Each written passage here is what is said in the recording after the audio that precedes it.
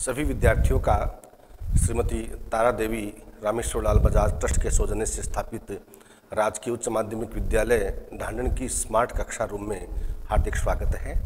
विद्यार्थियों, भौतिक विज्ञान की ऑनलाइन कक्षा के तहत हमारा जो स्थिर विद्युतिकी वाला चैप्टर चल रहा है, उस चैप्टर में आज हम लोग नए टॉपिक की शुरुआत कर रहे हैं, जिसका नाम है सतत आवेश वितरण।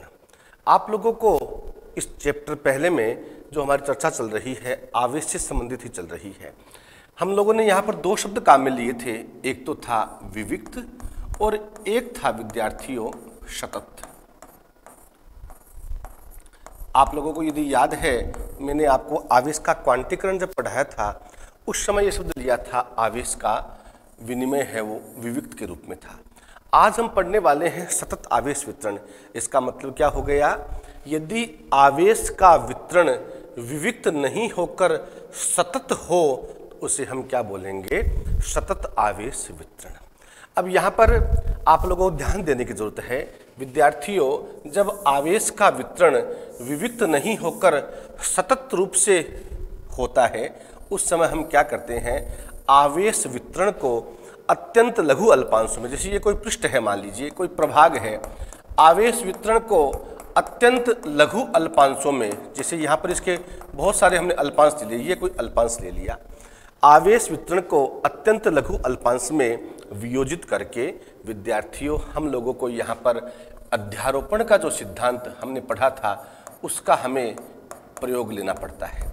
ये इतनी कोई महत्वपूर्ण वाली बात नहीं है, केवल यहाँ पर जो मुख्य बात ध्यान में रखनी है कि आवेश का जो वितरण है वह विद्यार्थियों तीन तरीकों से संभव है। यानी किसी आयतन में जब वितरण होता है तब इसको हम बोलते हैं आयतन आवेश वितरण। जब यदि किसी पृष्ठ पर वितरण होता है तो इसको बोलते हैं पृष्ठ आवेश वितरण, और जब किसी रेखा पर वितरित होता है इसको बोलते हैं रेखिक आवेश वितरण। ये यहाँ पर पढ़ना और समझना इसलिए आवश्यक है क्योंकि आगे का जो हमारा टॉपिक शुरू होने वाला है गाउस का नियम, उस गाउस के नियम के अनुप्रयोगों में हम लोगों को कहीं न कहीं इनका जिक्र करना आवश्यक होता है। तो आप लोग अपने नोट्स वाली कॉपी उठाइए, उसमें हेडिंग डालिए सतत आवेश वितरण। उसमें आपको क्या लिखना है मेरे साथ नोट कीजिए। यदि आवेश विविक्त नहीं होकर सतत रूप से वितरित हो रहा हो तो इसे सतत आवेश वितरण कहते हैं। सतत आवेश वितरण निम्न तीन तरीकों से संभव है। नंबर एक है आयतन आवेश वितरण। इस आयतन आवेश वितरण में आपको डिटेल नहीं लिखनी है, केवल हेडिंग डाल लीजिए आयतन आवेश वितरण, समझ लीजिए। केवल जो महत्वपूर्ण बात है वो उतरा दूंगा आपको मैं। आयतन आवेश वितरण का मतलब क्या है? यदि आवेश का वितरण किसी प्रभाग में हो रहा है, किसी आयतन में हो रहा है, निश्चित आयतन में हो रहा है, इसको बोलते हैं आयतन आवेश वितरण। यहाँ पर विद्यार्थियों जब आयतन आवेश वितरण की बात आएगी तो हम लोगों को एक नया संकेत जो हम काम में लेंगे गाउस के नियम में, जिसको बोलते हैं हम लोग रो। रो का मतलब क्या होता है? एकांक आयतन में आवेश की मात्रा। एकांक आयतन में आवेश की मात्रा, यानी रो बराबर क्या हो गया? आवेश बट्टे आयतन। आवेश बट्टे आयतन। आवेश को हम लोग प्रायः Q से दर्शाते हैं और आयतन को दर्शाते हैं हम लोग V। तो इसको हम क्या बोलेंगे? आयतन आवेश वितरण में एकांक आयतन में आवेश की मात्रा को हम रो से प्रदर्शित करेंगे। तो इसका मात्रक क्या हो गया भाई? Q बट्टा V। Q का मतलब आवेश, आवेश का मात्रक कूलाम, बट्टे क्या है? आयतन, आयतन का मात्रक क्या होता है? घन मीटर, तो मीटर क्यूब। तो एकांक आयतन में आवेश की मात्रा का जब भी जिक्र होगा आप लोगों के दिमाग में आना चाहिए रो। यदि आवेश का वितरण किसी पृष्ठ पर हो रहा है तो उसको हम बोलेंगे पृष्ठ आवेश वितरण। यहाँ पर बच्चों जब पृष्ठ आवेश वितरण की बात आएगी तो हम लोग संकेत यहाँ पर काम में लेंगे सिग्मा। सिग्मा का मतलब क्या हो गया? एकांक क्षेत्रफल में आवेश की मात्रा, आवेश बट्टे क्षेत्रफल। आवेश बट्टे क्षेत्रफल। आवेश को हम लोग दर्शाते हैं बच्चों Q से, क्षेत्रफल को S से या A से, किसी से दर्शा दिया। तो इस सिग्मा का जब मात्रक की बात आएगी, आवेश का मात्रक कूलाम बट्टे सरफेस, सरफेस का मात्रक मीटर स्क्वायर। तो इसका मात्रक क्या हो गया? कूलाम बट्टे वर्ग मीटर या मीटर स्क्वायर। इसके बाद में बात करते हैं बच्चों रैखिक आवेश वितरण।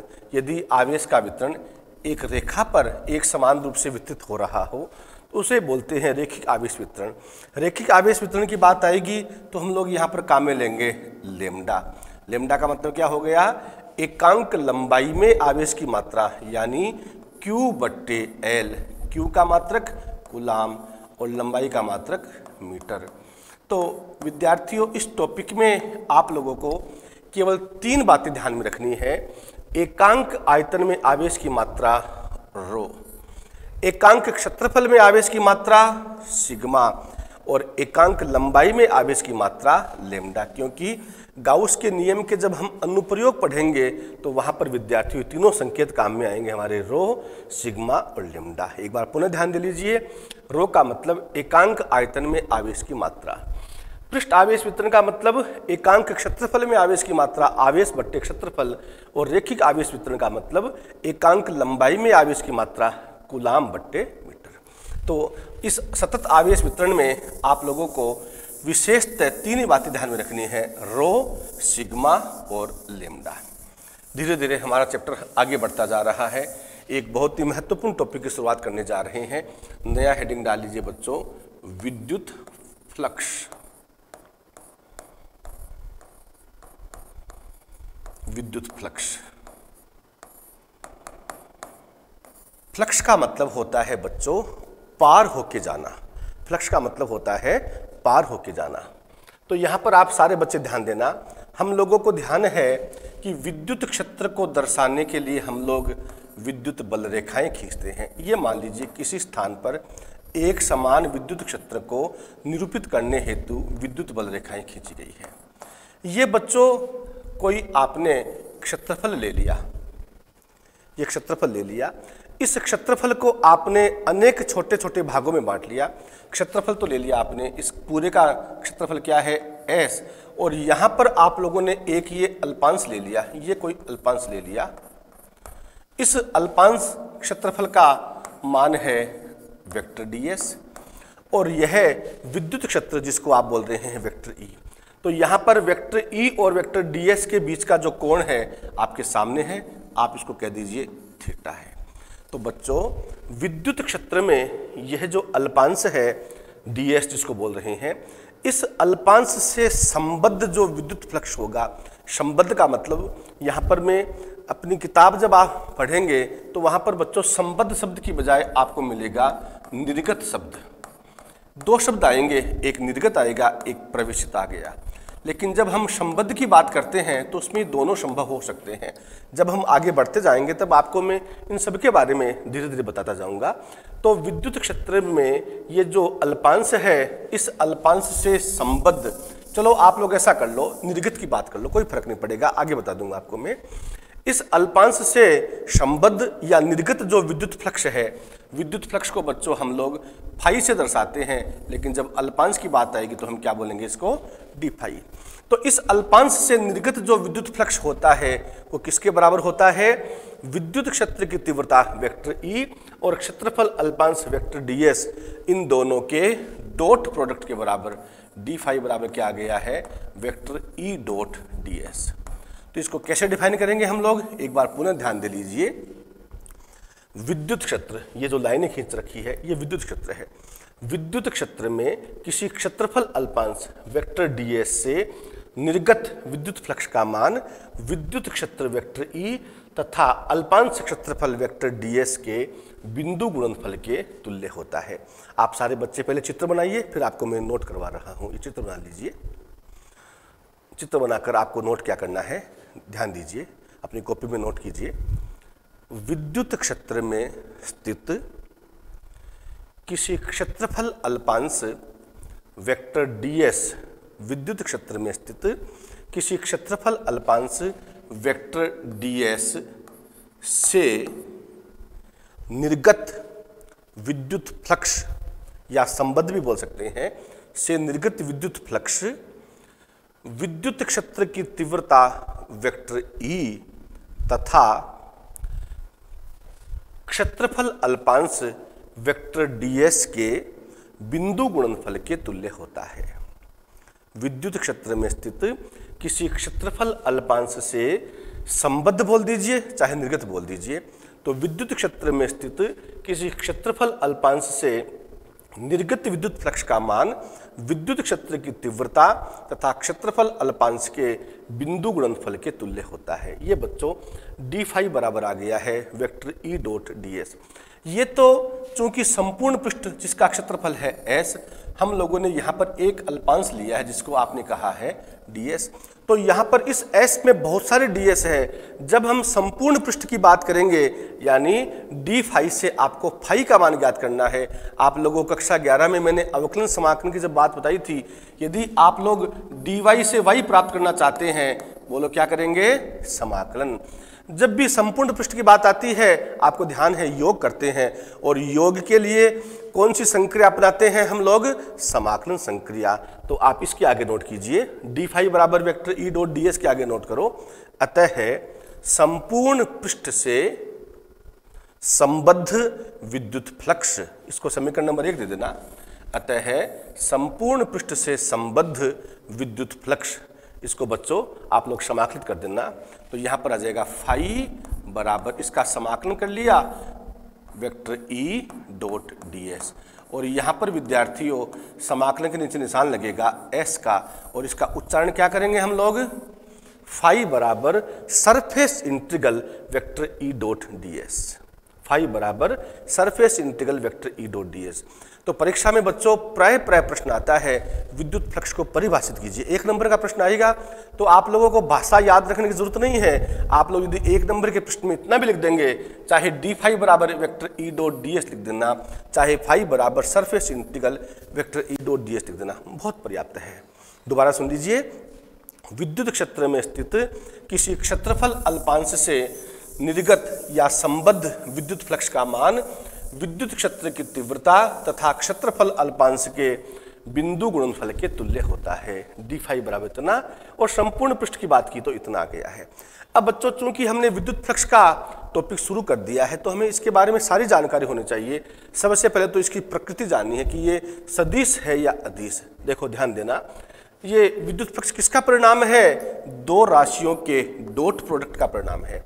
कक्षा 11 में जब आप लोगों को मैंने सदिश वाला चैप्टर पढ़ाया था, उस समय अदिश गुणनफल की परिभाषा क्या बताई थी आपको, 2 सदिशों का ऐसा गुणनफल जिससे प्राप्त परिणाम i j k रहित प्राप्त होता है, उसे हम क्या बोलते हैं, अदिश गुणनफल। इसका मतलब यहाँ पर जो रिजल्ट आएगा वो i j k रहित आएगा, तो ये अपने आप में कैसी राशि हो गई, अदिश राशि। तो बच्चों नोट कीजिए, विद्युत फ्लक्स एक अदिश राशि है। विद्युत फ्लक्स एक अदिश राशि है। अब बात करते हैं विद्यार्थियों इसके मात्रक की। ध्यान देना सारे बच्चे, मात्रक जब हम निकालते हैं उस समय हम लोग इस बात पर नहीं जाते हैं कि ये गुणनफल सदिश है या अदिश है, कोई फर्क नहीं पड़ता है। या ये नहीं देखते कि हम जिन 2 राशियों की बात कर रहे हैं वो अवकलन के भीतर है या समाकलन के भीतर, केवल इतना ध्यान देंगे कि ये राशि किन 2 राशियों का गुणा है। किन का गुणा है, एक तो तीव्रता और एक क्षेत्रफल अल्पांश है। यहाँ पर भी वही बात है, तो यहाँ पर मात्रक आ जाएगा इसका। देखो बच्चों, वेक्टर ई का मात्रक आपको ध्यान है ना भाई, विद्युत क्षेत्र की तीव्रता का मात्रक क्या बताया हुआ है, आपको परिभाषा बताई हुई है। वेक्टर ई बराबर क्या होता है, वेक्टर एफ बट्टे क्यू जीरो। तो मात्रक क्या हो गया इसका, वेक्टर ई का, न्यूटन प्रति कूलाम। ये हो गया है न्यूटन बट्टे कूलाम। आगे क्या लिखा हुआ बच्चों, ds। ds का मतलब क्षेत्रफल। क्षेत्रफल का मात्रक क्या होता है, वर्ग मीटर या मीटर स्क्वायर। तो ये हो जाएगा न्यूटन गुणा मीटर स्क्वायर प्रति कूलाम। तो बच्चों इसका मात्रक क्या हो गया, न्यूटन गुणा मीटर स्क्वायर प्रति कूलाम। अब आप लोगों के मन में जिज्ञासा ये भी होनी चाहिए, जब आप लोगों को मैंने विद्युत क्षेत्र की तीव्रता की बात बताई थी उस समय उसका एक मात्रक और बताया था। मैंने कहा था कि जब आपको मैं अगला चैप्टर पढ़ाऊंगा तो उस समय एक संबंध आएगा, E बराबर माइनस dv बट्टा dr। dv का मतलब विभवांतर से है, विभवांतर का मात्रक क्या होता है, वोल्ट। dr का आ से दूरी से है, तो मात्रक क्या आ गया, वोल्ट बट्टे मीटर। तो इसका दूसरा मात्रक है अन्य मात्रक, ये हो जाएगा बच्चों। यहाँ पर वेक्टर E की जगह मात्रक तो क्या आ गया, वोल्ट बट्टे मीटर। आगे क्या है ds, ds का मात्रक क्या हो गया मीटर स्क्वायर। तो नीचे मीटर की पावर 1 ऊपर मीटर की पावर 2, 1 कम हो गया। तो बोलो बच्चों मात्रक क्या आ गया इसका वोल्ट गुणा मीटर। क्लियर होगी बात, अच्छी तरह से देख लेना। इसका मात्रक क्या आ गया वोल्ट बट्टे मीटर, ds का मात्रक मीटर स्क्वायर, तो इसका मात्रक हो गया वोल्ट गुणा मीटर। तो विद्युत क्षेत्र की तीव्रता का मात्रक लिखकर क्षेत्रफल से गुणा करके आपने इस विद्युत फ्लक्स का मात्रक जान लिया है। क्या हो गया पहला मात्रक न्यूटन गुणा मीटर स्क्वायर प्रति कूलाम, दूसरा हो गया है वोल्ट गुणा मीटर। प्रकृति कैसी होगी इसकी अदिश प्रकृति। जब भी फिजिक्स में हम किसी भी राशि की बात करते हैं हम लोगों को उसकी संपूर्ण व्याख्या के लिए उसकी प्रकृति बतानी होती है, होगी। नंबर 2 मात्रक, नंबर 3 इसकी विमा। विमा चेक कर लेते हैं, रटनी नहीं विमा भी। देखो आपके सामने मात्रक है न्यूटन, न्यूटन का मतलब बल, बल की विमा क्या होती है m1 L1 T-2 बट्टे क्या है कूलाम, कूलाम आवेश है। और आवेश की जब हमने परिभाषा पढ़ी थी धारा के साथ में I बराबर क्या था Q बट्टा T, तो Q बराबर क्या हो जाएगा IT, और I का मतलब धारा, धारा की विमा A और T की विमा T, तो ये आ गया कूलाम की जगह आ गया 80 यानी A1 T1 into metre square. Metre square की विमा क्या हो गई L की पावर 2। अब यहाँ पर इसको सोलो कर दीजिए तो यह आ जाएगा बच्चों m1 L की पावर 1 2 कितनी हो गई 3, T की पावर ऊपर -2 नीचे 1 है उसको ऊपर लाइए तो T की पावर -3, A की पावर नीचे 1 है ऊपर लाइए -1। तो विद्यार्थियों इस आधार पर आप लोगों ने विद्युत फ्लक्स के मात्रक की बात कर ली, विमा की बात कर ली, प्रकृति की बात कर ली। तो m1 L3 T-3 A-1 ये विद्युत फ्लक्स की विमा हो गई है। आपको मैंने जब ये टॉपिक शुरू करवाया था तब आपको मैंने कहा था फ्लक्स का मतलब होता है पार होकर जाना। यहाँ पर पार कौन हो रहा है बच्चों, आप चेक कीजिए, ये विद्यार्थियों क्षेत्रफल था, इससे पार होकर कौन जा रहा है विद्युत बल रेखाएं। इसका मतलब विद्युत फ्लक्स का मतलब क्या होता है दिए गए पृष्ठ से निर्गत बल रेखाओं की संख्या। तो आप या करके लिख लीजिए विद्युत फ्लक्स दिए गए पृष्ठ से निर्गत बल रेखाओं की संख्या को निरूपित करता है। विद्युत फ्लक्स दिए गए पृष्ठ से निर्गत बल रेखाओं की संख्या को निरूपित करता है। आप लोग इसको ऐसे भी लिख सकते हैं विद्युत क्षेत्र में स्थित किसी पृष्ठ से होकर गुजरने वाली बल रेखाओं की संख्या को विद्युत फ्लक्स कहते हैं। क्लियर होगी बात। तो बच्चों ध्यान रखना परीक्षा में 1 नंबर के प्रश्न में आपको ज़्यादा समय व्यर्थ नहीं करना है। जब भी विद्युत फ्लक्स की बात आए आप लोग लिख देंगे डी फाई बराबर vector E dot D S. संपूर्ण पृष्ठ की बात करो तो फाई बराबर surface integral vector E dot D S. आगे बढ़ते हैं। आज हम लोग जो पढ़ने जा रहे हैं ये बच्चों बहुत ही महत्वपूर्ण टॉपिक है और 100% 4 नंबर का बड़ा प्रश्न आएगा गाउस के नियम का। आज हम शुरुआत कर रहे हैं गाउस का नियम। इसके हमें अनुप्रयोग भी पढ़ने हैं। पिछले साल जो राजस्थान बोर्ड की जो किताब थी बच्चों उसमें गाउस के नियम के 6 अनुप्रयोग थे, लेकिन आप लोगों के लिए खुशी की बात है NCERT का जो हमारा सिलेबस नया लागू हुआ है उसमें हमारे अनुप्रयोग 6 से घटकर 3 रह गए हैं। लेकिन ये तो आगे की बात है, फिलहाल हम बात करते हैं गाउस का नियम क्या है। ध्यान देना बच्चों, यह बच्चों विद्युत क्षेत्र में कोई बंद पृष्ठ है, किसी भी आकृति का हो सकता है। विद्युत क्षेत्र में ये पृष्ठ है, ये हमने कल्पना कर ली है तो ये क्या हो गया अपने आप में काल्पनिक। कैसा पृष्ठ है बंद विद्युत पृष्ठ। इस बंद विद्युत पृष्ठ से जो फ्लक्स निर्गत हो रहा है, निर्गत का मतलब बल रेखाएं बाहर निकलना। एक शब्द आता है प्रवेशित, बल रेखाएं अंदर आना, लेकिन हम लोग प्राय इस चैप्टर में निर्गत शब्द काम में लेते हैं। तो विद्युत क्षेत्र में किसी काल्पनिक बंद विद्युत पृष्ठ से जो निर्गत विद्युत फ्लक्स होता है उसके बारे में जानकारी दी थी गाउस नाम के वैज्ञानिक ने। उन्होंने क्या बताया कि इस फ्लक्स का मान किसके बराबर होता है, पृष्ठ जो है उस पृष्ठ से परिबद्ध आवेशों का योग। जैसे मान लीजिए यहाँ पर ये आवेश है Q1, ये आवेश है Q2, ये आवेश है Q3, ये आवेश है Q4। तो बच्चों आप क्या बोलेंगे, पृष्ठ से परिबद्ध आवेश का मान कितना हो गया Q1 plus Q2 plus Q3 plus Q4 ये किसके बराबर हो गया गणित की भाषा में? इसको बोल दिया हमने समेशन क्यू। तो आप बोलेंगे कि इससे निर्गत जो विद्युत फ्लक्स है वह पृष्ठ से परिबद्ध आवेशों के योग यानी समेशन क्यू, और निर्वात की विद्युतशीलता जिसको हम बोलते हैं एप्सिलॉन नोट। तो पृष्ठ से परिबद्ध आवेशों के योग और निर्वात की विद्युतशीलता के अनुपात के तुल्य होता है। विद्यार्थियों, 1 नंबर के प्रश्न में यदि आ जाता है गाउस का नियम क्या है, तो आप लोगों को केवल इतना लिखना है फाई बराबर समेशन क्यू बट्टे एप्सिलॉन 0। इसका एक रूप और बताऊंगा अभी मैं, लेकिन पहले आप इसकी परिभाषा लिखो गाउस का नियम। आपको ये भी ध्यान रखना है, ये जो हम गाउस का नियम पढ़ रहे हैं वो विद्यार्थियों स्थिर विद्युतिकी में पढ़ रहे हैं, इलेक्ट्रोस्टैटिक्स में। जब हम लोग मैग्नेटोस्टैटिक्स पढ़ेंगे वहाँ पर भी गाउस का नियम आएगा। तो ध्यान रखना, गाउस का नियम आए तो उसमें पहले लिखा हुआ होगा स्थिर विद्युतिकी में गाउस के नियम का उल्लेख करो।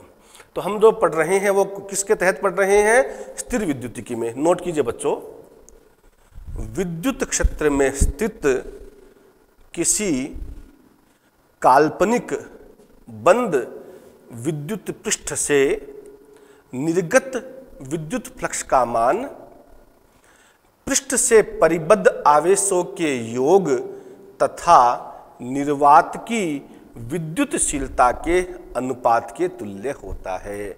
दोबारा सुन लीजिए, विद्युत क्षेत्र में स्थित किसी काल्पनिक बंद विद्युत पृष्ठ से निर्गत विद्युत फ्लक्स का मान पृष्ठ से परिबद्ध आवेशों के योग समेशन क्यू तथा निर्वात की विद्युतशीलता के अनुपात के तुल्य होता है। इस नियम को विद्यार्थियों एक अन्य रूप में और लिखा जाता है। यहाँ पर ये जो बंद पृष्ठ है, इस बंद पृष्ठ से जो निर्गत विद्युत फ्लक्स है उसको हम लोग इस रूप में भी दर्शाते हैं, फाई बराबर 4 पाई के समेशन क्यू। यहाँ पर के का मतलब क्या है? कूलाम नियतांक। आप लोगों को यदि याद है तो हम लोगों ने कूलाम नियतांक, जब कूलाम का नियम पढ़ा था वहां पर बच्चों के को हम क्या लिखते हैं? 1/4 पाई एप्सिलॉन नोट। तो फाई बराबर क्या आ जाएगा? 4 पाई इंटू के की जगह आ गया 1/4 पाई एप्सिलॉन नोट, और आगे क्या है? Summation Q. तो बच्चों 4 पाई से 4 पाई कैंसिल, और हमारे पास में लास्ट में मान क्या आ गया? वही आ गया, फाई बराबर समेशन क्यू बट्टे एप्सिलॉन नोट। तो परीक्षा में कई बार ऐसा प्रश्न भी आ जाता है, सुमेलित कीजिए। आप लोगों को इधर तो दे देते हैं गाउस का नियम या मैक्सवेल का नियम, और आगे उनका सॉल्यूशन देते हैं। तो जैसे आपको तो मैंने ये पढ़ा रखा है, मान लीजिए समेशन क्यू बट्टे एप्सिलॉन नोट, और उस जो सॉल्यूशन है उसमें आ गया फाई बराबर इतना, तो आप समझ नहीं पाएंगे कि ये गाउस का नियम है क्या। इसलिए आप लोगों को दोनों रूप ध्यान में रखने हैं, ये भी रूप गाउस का नियम है, ये भी रूप गाउस का नियम, दोनों का सार एक ही है। या करके लिखो, या विद्युत क्षेत्र में स्थित किसी काल्पनिक बंद विद्युत पृष्ठ से निर्गत विद्युत फ्लक्स का मान 4 पाई के समेशन क्यू होता है। विद्युत क्षेत्र में स्थित किसी बंद विद्युत पृष्ठ से निर्गत विद्युत फ्लक्स का मान 4 पाई के समेशन क्यू होता है। समझ गए बच्चों बात? ये हमारा स्थिर विद्युतिकी में गाउस का नियम आ गया है। आप सभी लोगों को ध्यान है, आजकल जो परीक्षा में प्रश्न पूछे जाते हैं वो परंपरागत प्रश्न नहीं है। आजकल जो परिभाषाओं का दौर था ना भाई, 80 के दशक में केवल परिभाषा आती थी, वो दौर खत्म हो गया है। आप पढ़ते हैं रोजाना अखबार के माध्यम से, टीवी में देखते हैं बच्चों के नंबर 99.28, किसी के आ रहे हैं 100%। तो बच्चों बहुत इंटेलिजेंसी बढ़ गई है, इसलिए हम लोगों को परंपरागत परिभाषा वाले प्रश्न कम मिलते हैं आजकल। तो इस प्रकार के जो गाउस के नियम में प्रश्न बनते हैं वो सारी बातें बताता हूँ आप लोगों को मैं, ध्यान रखना। पहली बात तो यह है, मैं नोट भी करा दूंगा, कि इस गाउस के नियम में जब हम विद्युत फ्लक्स का मान ज्ञात करते हैं तो यह इस बात पर डिपेंड नहीं करता है कि पृष्ठ की आकृति कैसी है। गोलाकार हो सकती है, वृत्ताकार हो सकती है, त्रिभुजाकार हो सकती है, वर्गाकार हो सकती है, घनाकार हो सकती है, क्योंकि हमने जो फाई का मान निकाला है उस फाई के मान में बच्चों कहीं पर भी पृष्ठ के क्षेत्रफल का टर्म नहीं है। इसका मतलब ध्यान रखना कि गाउस के नियम में जो विद्युत फ्लक्स का निर्धारण होता है उस फ्लक्स के निर्धारण में पृष्ठ की आकृति, आकार और क्षेत्रफल का कोई रोल नहीं रहता है। तो आप ऐसा करो, अपनी कॉपी में हेडिंग डाल लीजिए ताकि बच्चों आपको किसी प्रकार की परेशानी नहीं होगी। हेडिंग डालो, गाउस के नियम से संबंधित महत्वपूर्ण कॉन्सेप्ट्स या तथ्य बोल दो उसको, गाउस के नियम से संबंधित महत्वपूर्ण कॉन्सेप्ट्स या तथ्य। इसमें नंबर 1 लिखो।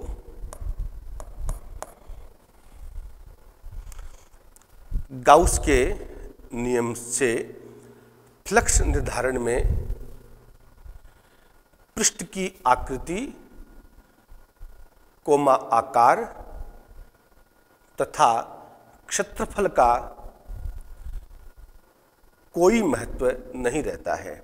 गाउस के नियम से फ्लक्स के निर्धारण में पृष्ठ की आकृति, आकार व क्षेत्रफल का कोई महत्व नहीं रहता है। अब देखो बच्चों, इसका प्रश्न जैसे आपको ये दे दिया, आप समझने का प्रयास करना। आपको चित्र बना के दे दिया, ये एक पृष्ठ दे दिया, यहां पर Q1 ये आवेश है, ये Q2 है और ये Q3 है। ये फिगर फर्स्ट हो गया, ये पृष्ठ बंद है, ध्यान रखना भाई। अब आपको फिगर सेकंड में मान लीजिए गोलाकार दे दिया, गोलाकार पृष्ठ दे दिया, फिगर सेकंड। यहाँ पर भी आवेश Q1 है, ये Q2 है और ये Q3 है। अब आप लोगों से पूछ लिया जाता है कि चित्र में प्रदर्शित पृष्ठों के आधार पर यह बताइए फ्लक्स के मान में क्या प्रभाव पड़ेगा। तो विद्यार्थियों, यहाँ पर भी फाई बराबर क्या आया, समेशन Q यानी Q1 plus Q2 plus Q3 बट्टे एप्सिलॉन नोट, और यहाँ पर भी क्या आया, समेशन Q बट्टे एप्सिलॉन नोट। इसका मतलब क्या हो गया, फ्लक्स निर्धारण में पृष्ठ की आकृति का, आकार का, क्षेत्रफल का कोई रोल नहीं रहता है। दोबारा समझ लीजिए, इस प्रश्न को इस रूप में पूछ सकते हैं बच्चों। ये दे दिया आपको, एक गोलाकार पृष्ठ जिसकी त्रिज्या 3 सेंटीमीटर है, इसमें 2 माइक्रोकुलाम आवेश, माइक्रो का मतलब क्या होता है 10 की पावर -6, 2 माइक्रोकुलाम आवेश इसमें वितरित है या किसी एक बिंदु पर केंद्रित है। यदि इस गोलाकार पृष्ठ की त्रिज्या 3 सेंटीमीटर से बढ़ाकर 6 सेंटीमीटर कर दी जाए तो बताइए अब फ्लक्स का मान कितना रह जाएगा। आप क्या बोलेंगे बच्चों, चाहे इसकी त्रिज्या 3 से बढ़ाकर 6 कर दो, चाहे 3 से घटाकर 1.5 कर दो, कोई प्रभाव नहीं पड़ेगा। यानी केवल मात्र जो फ्लक्स का निर्धारण है उसमें योगदान किसका रहता है, पृष्ठ से परिबद्ध आवेशों के योग का। समझ गए बात को। तो पहला कॉन्सेप्ट क्लियर हो गया कि गाउस के नियम से विद्युत फ्लक्स का जब निर्धारण करना होता है तो उसमें विद्यार्थियों पृष्ठ की आकृति, आकार और क्षेत्रफल का कोई योगदान नहीं रहता है। दोबारा ध्यान दीजिए, ये मान लीजिए बच्चों कोई बंद पृष्ठ है, यहाँ पर इस बिंदु पर ये आवेश Q1 है, यहाँ पर Q2 है, यहाँ पर Q3 है, यहाँ पर Q4 है। अब आपसे कहता है कोई, मान दे दिया आपको कि Q1 का मान 1 माइक्रोकुलाम, Q2 का मान 2 माइक्रोकुलाम, Q3 का मान 3 माइक्रोकुलाम और Q4 का मान दे दिया आपको 4 माइक्रोकुलाम। और आपसे कह देते हैं कि चित्र में प्रदर्शित पृष्ठ से निर्गत विद्युत फ्लक्स की गणना कीजिए। तो विद्यार्थियों फाई बराबर क्या आ जाएगा, क्या होता है, समेशन Q। समेशन Q का मतलब पृष्ठ से परिबद्ध आवेशों का योग। तो ध्यान रखना बच्चों, Q1 की जगह 1, Q2 की जगह 2, Q3 की जगह 3। हम लोग जल्दबाजी में क्या करते हैं, Q4 को भी शामिल कर लेते हैं, लेकिन ध्यान रखना ये जो Q4 है वो पृष्ठ के बाहर है, तो यहाँ पर इसका कोई योगदान नहीं होगा। हम लोग कहेंगे Q1 plus Q2 plus Q3 बट्टे एप्सिलॉन नोट। यानी फाई बराबर क्या हो गया, 3 प्लस 2 5, 5 1 6, 6 माइक्रोकुलाम। माइक्रोकुलाम का मतलब 10 की पावर -6, 6 गुणा 10 की पावर -6 बट्टे एप्सिलॉन 0। तो इससे विद्यार्थियों हमारे क्या बात क्लियर हो गई कि गाउस के नियम से जब भी हम फ्लक्स का निर्धारण करते हैं तो उसमें केवल और केवल उन्हीं आवेशों का योगदान रहता है जो या तो पृष्ठ के भीतर है या फिर पृष्ठ की, इसको आप क्या बोलते हैं, परिधि बोल दो, सीमा बोल दो, कुछ भी बोल दो। आप इतना ध्यान रखना कि पृष्ठ से परिबद्ध जो आवेश है उन्हीं का योगदान रहता है। यदि कोई आवेश पृष्ठ के बाहर है तो उसका कोई योगदान नहीं रहेगा। तो नंबर 2 जो तथ्य है, कॉन्सेप्ट है, वो नोट कीजिए आप लोग। फ्लक्स निर्धारण में केवल उन्हीं आवेशों का योगदान रहता है जो पृष्ठ के भीतर अथवा पृष्ठ की सतह पर हो। फ्लक्स निर्धारण में केवल उन्हीं आवेशों का योगदान रहता है जो पृष्ठ के भीतर अथवा पृष्ठ की सतह पर हो। 2 कॉन्सेप्ट हो गए। हम लोग आगे बढ़ते हैं। बच्चों, आजकल जो गाउस के नियम के क्वेश्चन है वो इसी प्रकार के आते हैं। आप लोग जल्दबाजी में सारे आवेशों को काउंट कर लेते हैं। आपको ये दे दिया, ये कोई पृष्ठ है, कैसा भी हो सकता है, बंद पृष्ठ होना चाहिए। आपको ये दे दिया बच्चों कि ये पृष्ठ है और यहाँ पर न कोई Q1 है, न कोई Q2 है, न Q3 है, और आपसे कह दिया कि इस पृष्ठ से निर्गत विद्युत फ्लक्स की गणना करो। तो आप लोग क्या कहते हैं सर से कि सर यहाँ पर इसमें प्रिंटिंग मिस्टेक रह गई है, आवेश का मान दे ही नहीं रखा है। अगले ने आपको दे नहीं रखा है, इसका मतलब पृष्ठ से परिबद्ध कोई आवेश नहीं है। तो आप क्या बोलेंगे, समेशन Q बराबर 0। तो फाई बराबर क्या आ जाएगा, समेशन Q बट्टे एप्सिलॉन 0। तो फाई बराबर 0। तो आप लोगों को चिंतित होने की जरूरत नहीं है कि पृष्ठ से परिबद्ध कोई आवेश नहीं है। तो अब ये क्या हो गया, कोई बात नहीं, पृष्ठ से परिबद्ध कोई आवेश नहीं है, इसका मतलब फाई बराबर 0। तो ये ध्यान रखना आप लोग। तो तीसरा कॉन्सेप्ट लिख सकते हैं, यदि पृष्ठ से परिबद्ध कोई आवेश नहीं है तो फ्लक्स का मान भी 0 होगा। पृष्ठ से परिबद्ध कोई आवेश नहीं है तो फ्लक्स का मान भी 0 होगा। मैं बार बार आपसे जिक्र कर रहा था कि आपको किताब में कई जगह तो निर्गत फ्लक्स मिलेगा और कई जगह बच्चों प्रवेशित शब्द मिलेगा। तो ये आपके क्लियर होनी जरूरी है कि निर्गत वाली बात तो क्या है और प्रवेशित वाली बात क्या है। देखना बच्चों, ध्यान देना, ये फिगर फर्स्ट है। इस फिगर फर्स्ट में आपको दे दिया ये Q1 जिसका मान है मान लीजिए 3 माइक्रोकूलाम, ये है Q2 इसका मान है बच्चों 5 माइक्रोकूलाम, और यह है Q3 इसका मान है -2 माइक्रोकूलाम। ये दूसरा पृष्ठ दे रखा है फिगर 2 में। यहाँ पर Q1 का मान दे दिया है बच्चों 2 माइक्रोकूलाम, Q2 का मान दे दिया है -7 माइक्रोकूलाम, और Q3 का मान दे दिया है 1 माइक्रोकूलाम। अब हम लोग जब कैलकुलेशन करेंगे तो इस फिगर फर्स्ट में जो पृष्ठ है उससे परिबद्ध आवेशों का योग कितना हो गया भाई, समेशन Q बराबर क्या करते हैं, इन सब का योग करेंगे। Q1 की जगह क्या आ गया 3 माइक्रोकूलाम, Q2 की जगह क्या आ गया 5 माइक्रोकूलाम, और Q3 की जगह -2। तो आप लोग जब गणना करेंगे तो बच्चों समेशन Q बराबर क्या आ गया, 5 3 8, 8 में से 2 गया, कितना बच गया 6 माइक्रोकूलाम। किसका आया भाई, ये प्लस का। इधर देखिए समेशन Q ज्ञात करना आपको। समेशन Q बराबर क्या आ गया, Q1 की जगह 2, Q2 की जगह -7, Q3 की जगह 1। तो आप इसकी जब गणना करेंगे, प्लस का तो 3 हो गया, माइनस का 7, तो -4 माइक्रोकूलाम।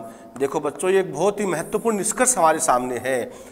इस पृष्ठ से परिबद्ध आवेशों का योग पॉजिटिव है, इस पृष्ठ से परिबद्ध आवेशों का योग नेगेटिव है। तो यहां पर विशेष बात क्या हो गई, यदि पृष्ठ से परिबद्ध आवेशों का योग पॉजिटिव है तो फ्लक्स निर्गत होता है, यदि पृष्ठ से परिबद्ध आवेशों का योग नेगेटिव है तो फ्लक्स प्रवेशित होता है। तो निर्गत और प्रवेशित वाला कॉन्सेप्ट आपको क्लियर होना चाहिए। आपसे पूछ लेते हैं, कोई पृष्ठ दे दिया, आवेश का वितरण दे दिया, और आपसे पूछ लेते हैं बताओ यहाँ पर फ्लक्स निर्गत होगा या प्रवेशित होगा, और साथ में पूछ लेते क्यों। निर्गत होने का कारण क्या हो गया, पृष्ठ से परिबद्ध आवेशों का योग पॉजिटिव है। प्रवेशित होने का कारण क्या हो गया, पृष्ठ से परिबद्ध आवेशों का योग नेगेटिव है। तो फटाफट अपने नोट्स वाली कॉपी में नोट कीजिए, यदि पृष्ठ से परिबद्ध आवेशों का योग धनात्मक है, यदि पृष्ठ से परिबद्ध आवेशों का योग धनात्मक है तो फ्लक्स निर्गत होता है, जबकि पृष्ठ से परिबद्ध आवेशों का योग ऋणात्मक होने की स्थिति में, जबकि पृष्ठ से परिबद्ध आवेशों का योग ऋणात्मक होने की स्थिति में फ्लक्स प्रवेशित होता है। तो बच्चों ये निर्गत और प्रवेशित वाली बात, ये कहने का मतलब आजकल जो परंपरागत प्रश्न हुआ करता था ना भाई, स्थिर विद्युतिकी में गाउस के नियम का उल्लेख करो, वो नहीं आकर ऐसे सवाल रूप में दिए हुआ रहता है। तो आपको जो कॉन्सेप्ट ध्यान में रखने हैं, पहला कॉन्सेप्ट क्या हो गया कि फ्लक्स का जो निर्धारण है वो पृष्ठ की आकृति, आकार, क्षेत्रफल पर निर्भर नहीं करता है। नंबर 2 क्या हो गया, जो पृष्ठ से हम लोग फ्लक्स की गणना कर रहे हैं उनमें उन्हीं आवेशों का योगदान रहता है जो पृष्ठ के भीतर है या सतह पर है। और नंबर 3 क्या हो गया, पृष्ठ के भीतर कोई आवेश नहीं है तो फ्लक्स का मान 0 हो गया। और नंबर 4 आपको बता दिया निर्गत और प्रवेशित वाली बात। तो आप लोगों से उम्मीद है आप इन सभी टॉपिकों का ध्यान से अध्ययन करेंगे और जो कुछ आपको पढ़ा दिया गया है, जो नियत समय पर आपको जो होमवर्क हम भेज रहे हैं उनको आप कंप्लीट करके हमारे व्हाट्सएप नंबर भेजेंगे। आगे जो हमारी स्टडी है वो बच्चों बहुत ही महत्वपूर्ण है, तो आप लोग सारे बच्चे ध्यान से पढ़ते रहना और इस वीडियोज़ का जो हम भेज रहे हैं उनका अध्ययन करते रहना। गाउस का नियम स्थापित करेंगे और उसके अनुप्रयोग करेंगे। एक बार पुनः आप सभी का धन्यवाद।